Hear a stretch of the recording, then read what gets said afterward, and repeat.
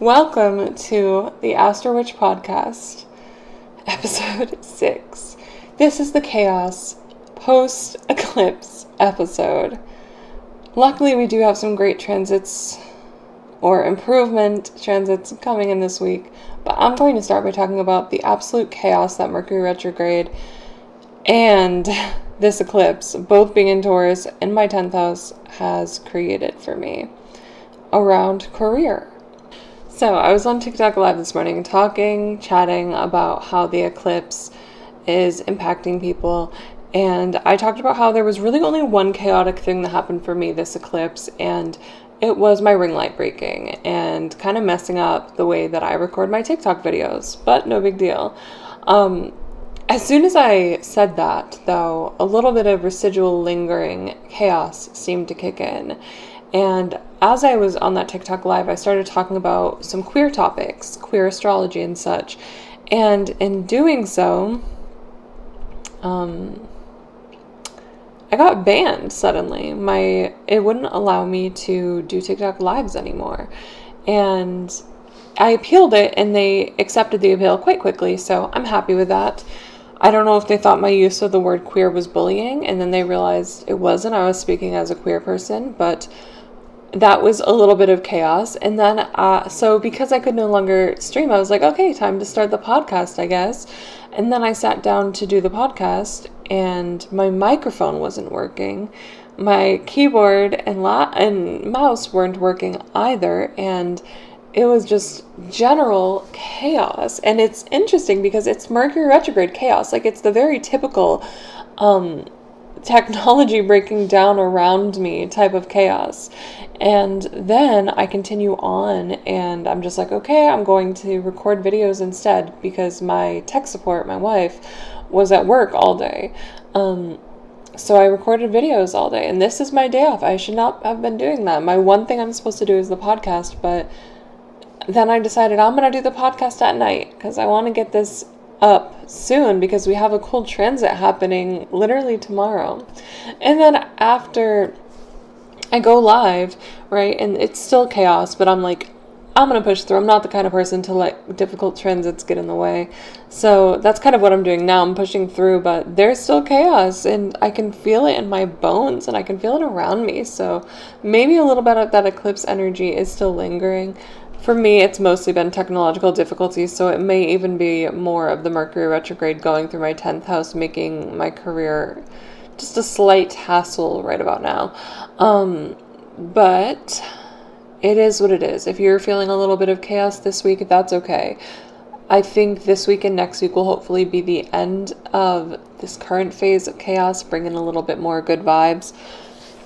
But we will have to see. So that is my personal update. This week we're going to be talking about the transits of March. Oh my god. I need to know why this is happening.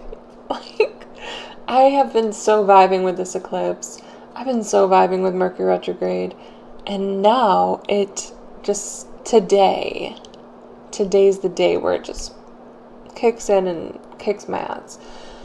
Okay, today we're talking about the transits of May 7th, 2023, this upcoming week. We have a few fun little transits, and let's dive on in and chat about it. First of all, on May 7th, we have Venus moving into Cancer. Venus will be meeting up with Mars here, and these two planets will be here together. Mars has been unhappy in Cancer, and it's been impacting everyone. I'm talking a little bit more about how this transit may impact people over on Patreon. Already posted it. Sign up if you want to learn about your specific rising sign. But we're going to talk about the general, overarching everyone energies here in the pod. So Venus moving into Cancer, meeting up with a fallen, grumpy Mars. What does that mean? I think this is going to be a major weight off of Mars's shoulders in an area of life where you might have felt frustrated, or people around you have seemed more frustrated, or life has been creating tension and frustrations, or a lack thereof energy. There's a new vibe coming in, and it's the vibe of Venus. So when we have a fallen Mars, it means a few things, but one of those things is a lack of energy. It's very much this vibe of wanting to do something, needing to do something, but not feeling the energy and support behind doing it.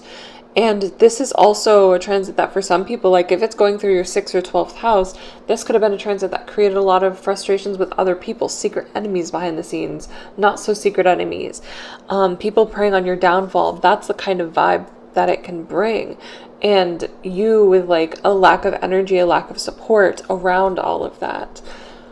But with Venus coming in, first of all, Venus and Mars are friends. So this is actually good. Like if it were Mars and Jupiter, they would be getting along a little less well. But Venus and Mars are friends. And according to some medieval astrologers, Venus was the only friend of Mars, really. There's a whole friendship between the planets is a whole thing. It's a whole conversation, but they are friends according to medieval astrology. They are also friends according to sect astrology, as they are both nighttime planets. So Venus meeting up with Mars is taking a weight off of its shoulders because it's saying, I see the difficulty that you've been through, and I'm here to support you through this difficulty. So Mars is still fallen, but it is supported by a friend. This is what medieval astrologers called accidental dignity, in which being conjunct with a benefic planet like Venus lifts this planet up, and it may not have dignity, and in fact is in a fallen status and lacks dignity and is mistreated, misrespected, low energy. But it is now supported by a friend, which gives it a little bit more oomph, a little bit more energy. So this is actually very positive. That area of life that's created struggle or frustration, or maybe just a little bit too much energy, depending on how your natal Mars is treated, is now going to be balanced out, supported, and uplifted. For some, this can even mean spicy energy, especially for Cancer rising, some Cancer risings, Capricorn risings, and definitely Pisces rising. So I talked more about that on the Patreon and what that can mean for each rising sign, but that's one potential meaning here. However, Mars and Venus meeting up are always something that I consider to be a spicy sensual connection, but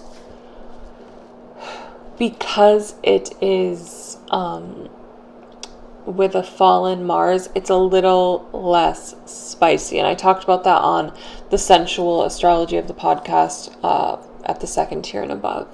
But this can still create some sensual energy, but it also may not. And that's okay. And it's important to go with the ebbs and flows of all relationships in your life and just be what you need to be for yourself and for your partner, and accept where they are and who they need to be at that point in time too. If you have Venus in Cancer, your natal Venus in Cancer in your natal chart, this is your Venus return.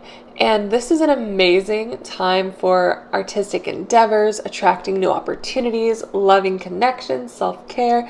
If you've been wanting to make any self-care changes around yourself, especially ones that are more permanent, long-term, this is a great time to do so. If you've been wanting to start dating or spend more time with your person, this is a great time to do so. You may also just find yourself attracting more positive attention. Maybe people are viewing you as more beautiful, or maybe you're finding yourself surrounded by more beautiful people. But either way, this is a lucky time. I'm sure you've heard of a Saturn return, but we have a return with each planet. We have a solar return. We have a lunar return once a month. So this Venus and Cancer return is really lovely for those of you who are Venus and Cancer native, because it means the energy of your natal Venus is being activated. Sadly, Venus does not transit for as long as some of the other planets, and its stay here will be somewhat stifled by an angry, grumpy Mars, but that Mars could also create a little action, less than usual, but a little regardless. So stay open, really. This is not the kind of transit where you need to go out and seek these things. Like I said, it can be a great time to create new art and create new connections, but it's also the kind of transit where what you seek can be seeking you. So stay open to that. If there is anything around self-care or your relationships with others that you've been avoiding, this is a good time to do it. This is a really great time to wait until Mars leaves Cancer and then put some energy and effort behind the things that you've been avoiding around your relationship with self or others. Once Mars does leave Cancer, Venus is going to be even more able to bring blessings to everyone. And it's going to be a good time. But for this upcoming week, we do still have Mars and Venus together in Cancer. It will be very positive for Mars. Mars may hold Venus back a little bit, but overall I think Venus will be able to act out in really lovely ways and bring love and luck to you in a new area of life, as it does with any Venus transit.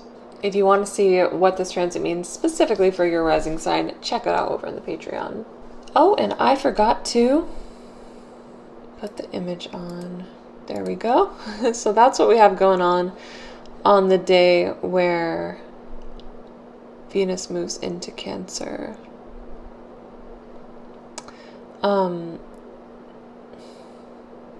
So when Venus moves into Cancer, it will also be squaring off with Jupiter during the last of Jupiter's stay in Aries. So there can be tension around desires and luck. Like, what you want may not be what you get with these transits, but they're both benefic. So this will be a good thing. This is one of those situations where it's that corny line. You can't always get what you want, but you can get what you need. And in fact, with this situation here, what you get will be even better than what you want. Like, it will end up being a very good thing because they are both benefic, and benefic planet squaring is not a bad thing. It just creates action, actually, like tension behind it. And sometimes action is what we need. So this really is a great time to be doing. Even with Mars there, and especially once Mars is gone, it's a great time to really put some energy and effort behind the things that you've been desiring. And Venus is square with Chiron as well, which means that there will be healing throughout this. You may heal around what it is that you thought you needed, and recognizing why you don't actually need that thing, or even why you don't want that thing. And your taste may be healing, growing, and changing. So with Venus playing with both Jupiter and Chiron, it's interesting. Especially because Chiron will remain there even once Jupiter moves into Taurus. So this is a time where there's almost action, effort, and pushing you into healing. And what you can be healing around this time is just love, right? Whether it's past relationships, or how much you do or do not love your job, or how much you do or do not love and appreciate and honor yourself. I do feel like it's going to be a good thing in the end, because this is involving a benefic planet, but it's still going to be a thing. Like, it's still going to be healing, and the in-between can feel messy. Venus will be sextile with the moon, with Mercury, and with Uranus, all in Taurus. This is sextile energy, so it's light, it's breezy, it's not difficult, it's not hard. If anything, it's like getting along mental spaces in alignment with desires and pleasures, and they might not have been before, or they might have been kind of disconnected before due to Venus kind of being out of reach of those planets. So now it's like there's really a vibe where what you want may be changing, maybe transforming and healing for the best, but there's also some like mental alignment around those desires. Like, let's say someone has big career goals and they just haven't been working, and the person's been working towards it, it just hasn't been coming through. This transit is one where, like, you no longer have to put that hard work and effort in. Like, there are still actions to take, but you're realizing that when you take an action, things just end up happening differently. And you start to accept it. You start to become okay with it. You start to realize, wait, maybe this new path is actually what I want. Even my chaotic day today, although the transit has not happened yet, kind of speaks to it. Like, I wanted to film this morning and I wanted everything to go smoothly, but it didn't happen that way. But it ended up working out in the end. Like, I ended up being able to film, and maybe this time is the best time for me to film. Maybe it's great that I recorded like 10 TikTok videos and now I don't have to for the week, right? So you don't always get what you want, but sometimes you get what you actually need. And this is not a situation where you get what you need and you just accept it and you're okay with it. Because all these benefics are introduced, it's a situation where you get what you need and you learn to love it. And you realize how maybe it is what you wanted after all. And of course, recognizing which houses these are in can help you figure out how that's going to apply to you personally. With the example of, let's say this person's a Libra rising, we can see this would be around their career, like really figuring out what their career desires are, what their big picture goals are. Is there anything that they have been lazy around, like in the bluntest possible way, like not to blame the person because laziness is, whatever. But if there's something that they just haven't had the inspiration and the action around, but now they're realizing I want to take action, but they're also afraid of losing the thing, and they're coming into that cognition, that recognition that their fear of losing the thing is what's stopping them from taking action, right? That's kind of what could be happening for some Libra risings right now, that they've been feeling like there's a lack of motivation, a lack of action, and then they're realizing I'm afraid that if I do it, like I'm holding myself back out of fear. And maybe they haven't had the most supportive friendships, relationships, partnerships, and needing to heal around that in order to get what they really need. Maybe they're doing something in their career that isn't even for them. It's for their partner. It's for their friends. It's for the way that the world looks at them. It's because they're bound to a contract. And changing that takes time, but I think that healing period could come for some. So is Mars bringing Venus down? Maybe, but I think it's more important to focus on how Venus is lifting Mars up in this time, especially because Mars will be moving out soon enough. Venus is now trine with Neptune as well, so this is a reminder that sometimes your delusions are a good thing. As long as they aren't becoming confusions, right? There's a difference between being a little delusional and having a little daydream and knowing what it is that you really want, and dreaming big, which is what Jupiter's like challenging Venus and saying, you've been dreaming too small. Let's dream bigger. Let's not let our friends and family or whoever or whatever get in the way. Let's dream big. And Neptune is coming in with that trine there saying it's a good thing to dream big. As long as it doesn't become to the point where you're confused and you're like, okay, now I have this big dream. I don't even know how to do it. You're going to have to figure out some action steps. You're going to have to figure out some baby steps. But it's okay. Like Venus is also trine with Saturn, so there's going to have to be responsibility towards your dreams, and that's why confusing delusions with confusion is not on in the cards here. But overall, this transit in this upcoming week and this upcoming probably month or so is really a great time to take action towards your big goal dreams wherever Venus is in your chart. And there's a lot of support and push from the other planets to dream bigger and do more. What does it mean if you have Venus in a difficult house like the 12th, 6th, 8th? That's going to be a little less fun, right? I know, because I have Cancer in my 12th house. So I'll have Venus going through my 12th house.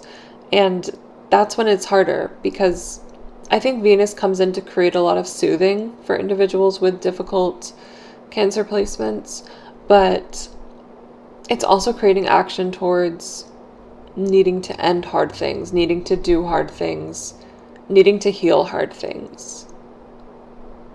So I do want to acknowledge for some, while this transit is benefic and helpful, that doesn't mean it's going to feel easy in the moment. Venus is coming in swinging with a surprising amount of action due to the co-presence of Mars, and it will have more of an ability to get things done. But when Mars is fallen, don't expect too much action, just a little more than the floaty Venus usually brings in. By the middle of the week, we will have the Moon and Mars opposing, so there may be these tense and frustrating emotions. Either you're moody, someone in your life is moody, but there's just some kind of frustrating vibes around the middle. It will move quick enough. This is more of a day-to-day, very normal frustration. And patience. This whole transit, this Mercury retrograde, everything we're going through, it's about patience. Your long-term goals and dreams are coming together, and you're meant to dream bigger, but the more big you dream, the more patience you need. Any stress around the midweek turns into opportunities to heal and connect by the weekend. We have one more treacherous week of Mars in Cancer, and we have Jupiter moving into Taurus, I think in the end of next week, if not the week after. Mercury retrograde is ending next week too.